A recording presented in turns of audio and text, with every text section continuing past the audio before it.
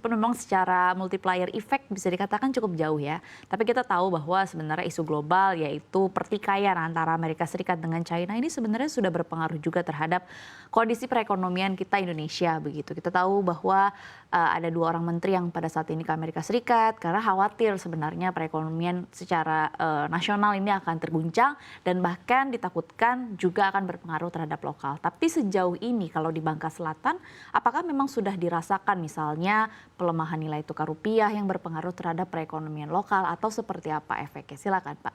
Kalau menurut saya sih secara nasional emang seluruh merasakan ya dampak itu ya. Tapi bagi kami kepala daerah itu segala bentuk keterbatasan itu bukan halangan untuk melakukan inovasi-inovasi, terutama dalam peningkatan ekonomi ya, walaupun dampaknya terasa.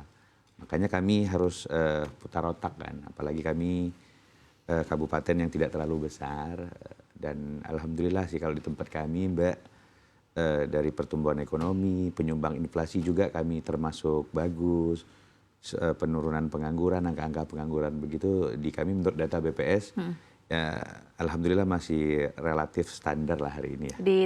Dibandingkan dengan di tingkat provinsi begitu ya?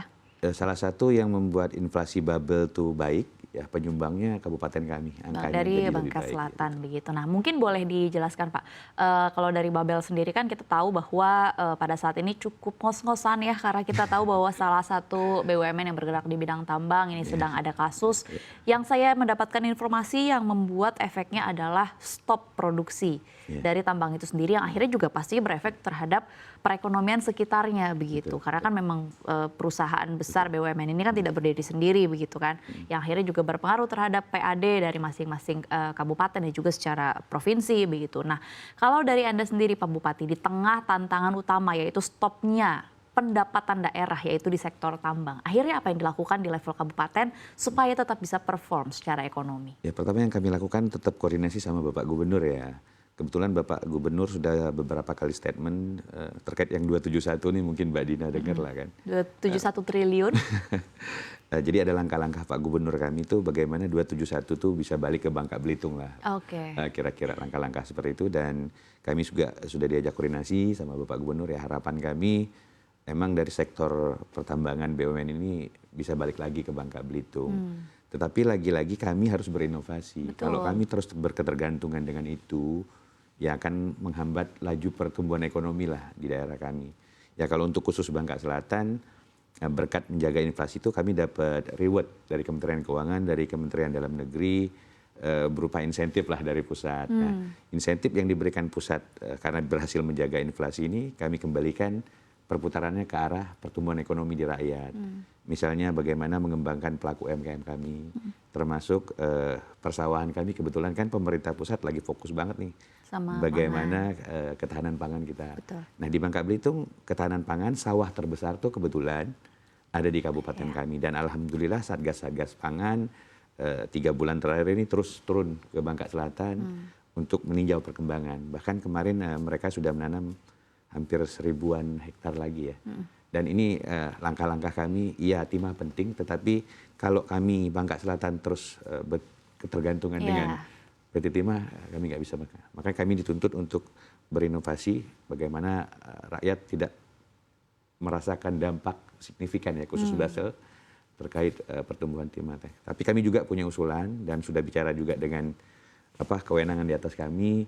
Kalau bisa yang balik ke Bangka Belitung tuh lebih banyak persentasenya dari bagi hasil seperti itu kira-kira. Nah mungkin dengan begitu Babel dan Basel mungkin bisa lebih baik ya secara pertumbuhan ekonomi. Makanya jadi kepala daerah tuh paling seneng, paling bahagia ketika ekonominya jalan di wilayah itu. Pastinya. Karena kalau kita bicara soal ekonomi pasti semua sektor juga pasti maju. Dari kesehatan, dari pendidikan, Betul, Mbak Dina. kemudian juga dari pangan begitu ya. Betul. Nah kalau kita bicara berkaitan dengan kembali lagi ke ekonomi begitu. Tadi Anda menyebutkan bahwa salah satu yang dilakukan inovasinya adalah dengan memajukan UMKM Betul. di Basel.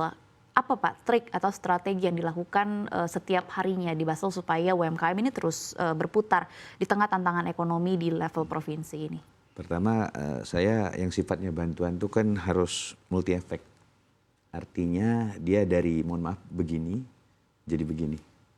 Nah langkahnya apa? Pertama saya akan memberikan bantuan modal kepada pelaku UMKM sehingga mereka bisa mengembangkan usahanya. Nah, biar usahanya berkembang, ya saya bangunlah beberapa titik potensi di wajah kota kami, kemudian memperbanyak event, biar orang mau berkunjung ke kami, sehingga orang-orang mau belanja di sektor pelaku UMKM kami. Dan kami baru memulai sih, tapi alhamdulillah menurut pengakuan kawan-kawan pelaku UMKM, homestay atau hotel, angkanya sangat melonjak tinggi sekali dari apa yang saya strategikan membangun kota di Kota Tubuali namanya kalau di Bangka Selatan, itu alhamdulillah berdampak. Walaupun semua belum bahagia, tapi saya meyakini ada beberapa kepala, ada beberapa senyuman yang bisa senyum dari hasil program satu ini. Oke, baik. Berarti ini kan bisa dikatakan supaya perekonomian berputar di lokal, tapi di sisi lain juga mendatangkan wisatawan begitu ya. Iya. Berarti kalau dari Pak Bupati ini saya mau bertanya, kalau saya ke Bangka Selatan saya harus ngapain, saya harus coba makanan apa, dan saya harus kemana? Ya harus banyak sekali sih. Kalau mau jawaban real, saya pikir Mbak Dina harus ikut saya pulang ke Bangka Belitung. Biar Mbak Dina langsung merasakan apa yang kita bicarakan di studio ini. Dan nanti ada komen yang objektif dari Mbak Dina sendiri tentang before, after Bangka Selatan. Sebelum dan sesudah saya jadi bupati.